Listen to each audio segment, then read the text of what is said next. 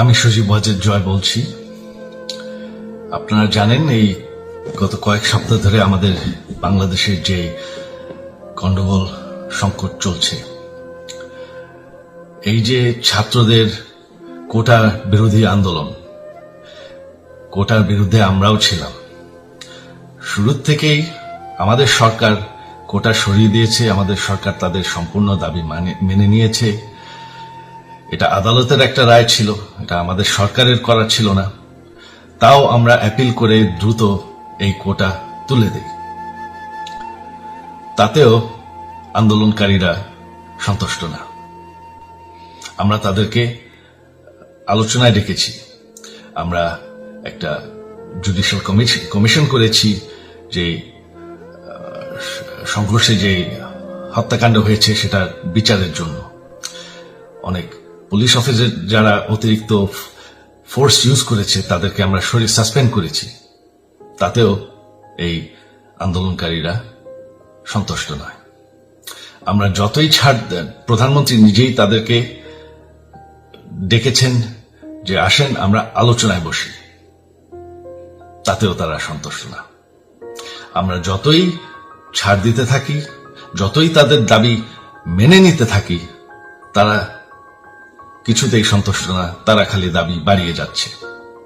এখন দাবি হচ্ছে যে সরকারের পতন। তবে সরকারের পতন হওয়ার পর কি হবে, কি হবে এটা কেউ ভেবেছে? আমরা বাংলাদেশে গণতন্ত্র রক্ষা করে রাখতে চাই। সরকার পতন করে নতুন সরকার আসার সাংবিধানিক অনুযায়ী শুধুমাত্র একটি উপায় আছে, সেটা হচ্ছে নির্বাচন। আমাদের সুপ্রিম কোর্ট রায় দিয়েছে যে কোনো অনির্বাচিত সরকার 1 মিনিটের জন্য ক্ষমতা নিতে পারবে না। তো তাদের এই নির্বাচনের দাবিও যদি আমরা মেনে নেই, তো তারা তো এই পর্যন্ত কোনো দাবি, আমরা যত দাবিতেই রাজি হয়েছি তারা তাদের দাবি বেরিয়ে যাচ্ছে। তার মানে কি, আমরা যদি এখন এই নির্বাচন সরকার পতনের দাবিও মেনে নেই, তারা তখন দাবি করবে যে না, এই সরকারের আন্ডারে নির্বাচন, এই নির্বাচন আমরা মানব না। তখন কি হবে এটা কেউ ভেবেছে? জানি আমাদের সেই সুশীল সমাজ আবার আলোচনা করছে সেই তত্ত্বাবধায়ক সরকারের অভিজ্ঞতা তো আমাদের আছে। আপনারা ভুলে গেছেন সেই তত্ত্বাবধায়ক সরকারকে নষ্ট করে দেওয়া হয়েছিল বিএনপির আমলে ইলেকশন রিগ করার জন্য। তারপর যখন আরেক তত্ত্বাবধায়ক সরকার আসলো, দেশের কি অবস্থা হয়েছিল।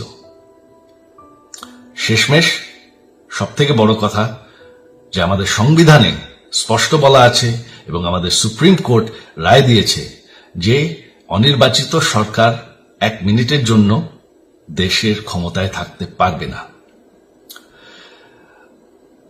আমরা আওয়ামী লীগ, আমরা আন্দোলন করেছি, আন্দোলন করে এই দেশকে স্বাধীন করেছি, আন্দোলন করে গণতন্ত্র ফিরে এনেছি, আন্দোলন করে আমরা দেশের উন্নয়ন করেছি। আপনারা যে বঙ্গবন্ধুর মেয়ে শেখ হাসিনার বিরুদ্ধে বলছেন, আজকে শেখ হাসিনা না থাকলে বাংলাদেশ এতদূর আসতে পারত? অসম্ভব। কেউ কল্পনা করতে পারে নাই যে বাংলাদেশ এরকম উন্নতি করবে, এরকম উন্নয়ন হবে।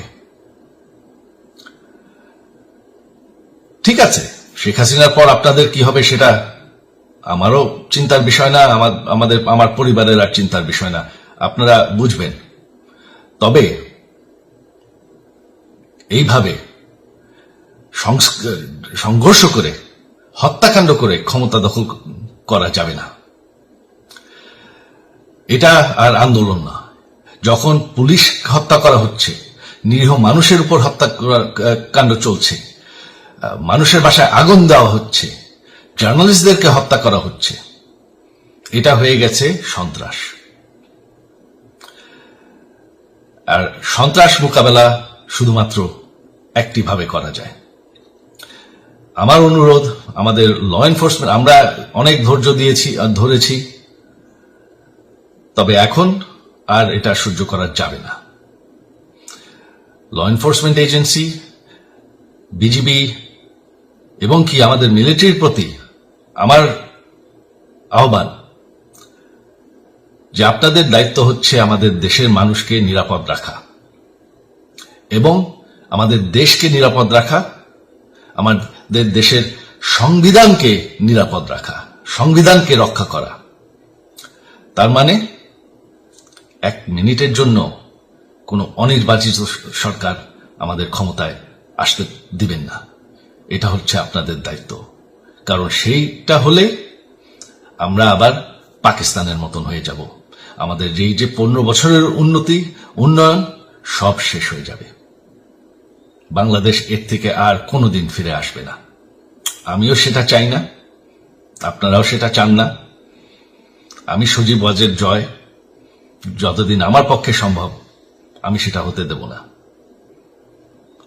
জয় বাংলা, জয় বঙ্গবন্ধু।